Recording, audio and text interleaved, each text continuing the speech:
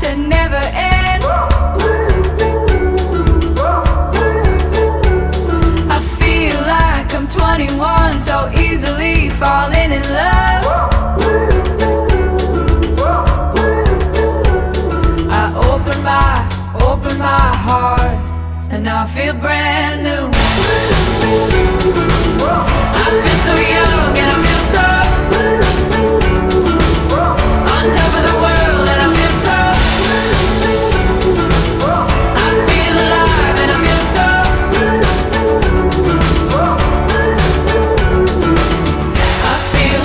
I feel so brand new.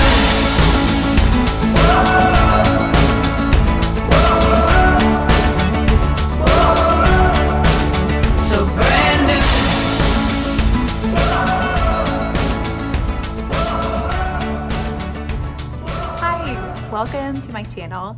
My name is Grace and I am a 4th year 2nd grade teacher.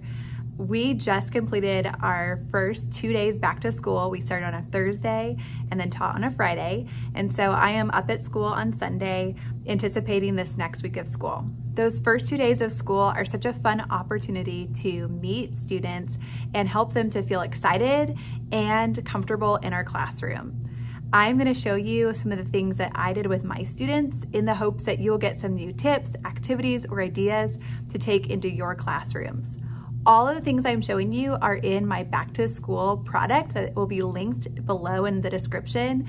You can purchase it on TPT. I'm really hoping that you find things that you are excited about, just like I was in offering them to my students.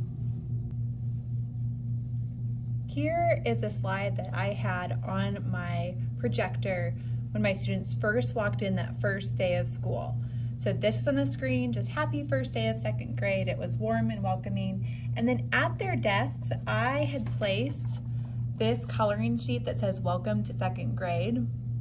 I find that it is so helpful to have something for students to do independently, because as students trickle in, there are always questions about where their supplies go, there are questions about where their backpack goes, and there are often parents that will pull you aside and ask to speak with you, maybe to let you know their child's feeling especially nervous this morning, or to remind you of allergies or how they get home. And so you want to be available to those parents and to those students, but yet still have something for your students to do. So those coloring pages were such a great lifesaver for my students. I also have word searches and mazes in my back to school bundle that will be linked in the description. And so you just find something that would be age appropriate for your students that will give them a great thing to do independently without much instruction. That way you're available to move around the classroom as you need to. Once all of my students were in and parents had to go out of the classroom, we began our school day first thing by learning a callback. And I know that that seems really fast, but even in the little bit of time that my students had to visit with one another and color their picture, they already started warming up to one another. I loved hearing them ask questions like, what did you do this summer? And do you have any siblings? And so they're already creating an environment where they're asking questions, becoming friends with people that they're sitting with. And because of that, they start to get a little louder. And so I immediately want to have a way to get their attention and have the focus back on me. So this is a callback slide that is in my TPT shop. And there's so many different ones, but I taught them this first one, just 1, 2, 3, eyes on me, and the students say back 1, 2, eyes on you. So then I said, students, we're gonna practice that. So pretend, to be coloring really hard, start talking to your friends again, and they would practice. And I would say 1, 2, 3, eyes on me, and they would stop, put their things down, put their eyes back on me, and say 1, 2, eyes on you. So even from the very beginning, I'm starting to teach them procedures so that my day runs more smoothly. The next thing I did is I taught them to come to the carpet for morning meeting. And I did that by playing the song that I always play, that's our cue, that it's time to clean up what's at their desk and come to the carpet. So I taught them how I want them to put their supplies away, where their paper would go, to always push in their chair, and then showed them their spot at the carpet. And then once we were at the carpet, I spend the first morning meeting really trying to make the students feel comfortable. And often what makes them feel comfortable is learning more about me, their teacher.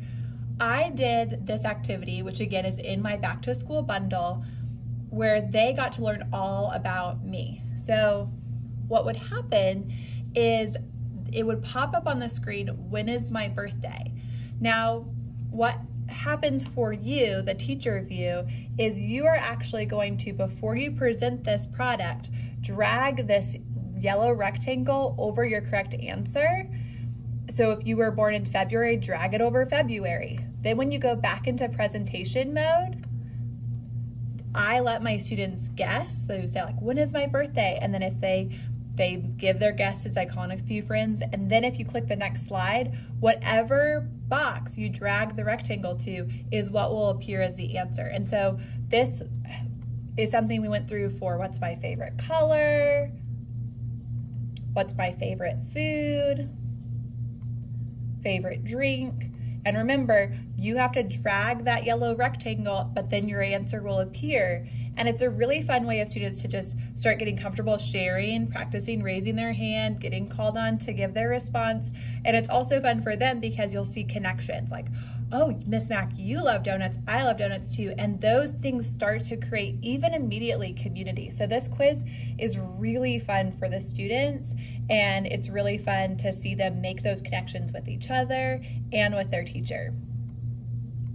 After they learned about me, then we did our first day jitters activity. I don't know if it's like a prerequisite for teaching elementary, but it feels like everybody does something with first day jitters. It's such a great story to remind students that even teachers get nervous. And what was really fun is when we were doing this part of our day, my principal walked in, and so my principal was able to tell my students, even principals get nervous, and they were like, oh, what? So that was super fun for them to be able to make those connections that adults and kids can feel nervous and excited about school, and that's okay. It just means that we're have a lot to anticipate about this school year.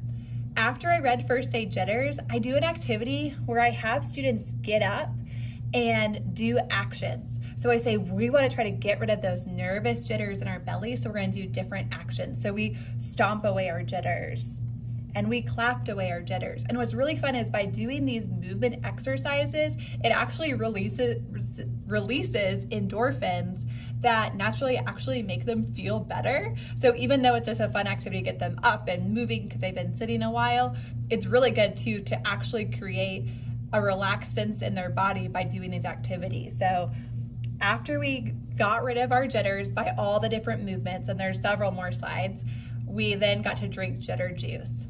Just a little teacher tip, give your students a small amount of jitter juice. They don't need a lot of sugar early in the morning. So just a little bit goes a long way for them. It gives them a taste of the jitter juice. And then after they've gotten to drink their jitter juice, and I let them work on the coloring page as they finish sipping on their jitter juice, once everybody has finished and thrown away their cups, we did a jitter juice graphing activity where they got to stand up and ask friends if they like jitter juice. After they marked on their graph yes or no, then they got to tally their answers and then write how many liked it, how many didn't. After our jitter juice activity, we played Put a Finger Down.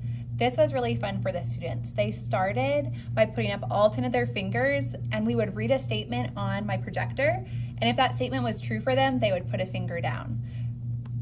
So for example, I asked, put a finger down if you read a book this summer. And it was fun to see that classroom community appear as students made connections with others and asked follow-up questions like, what book did you read? We went through all 10 of our slides and made those connections.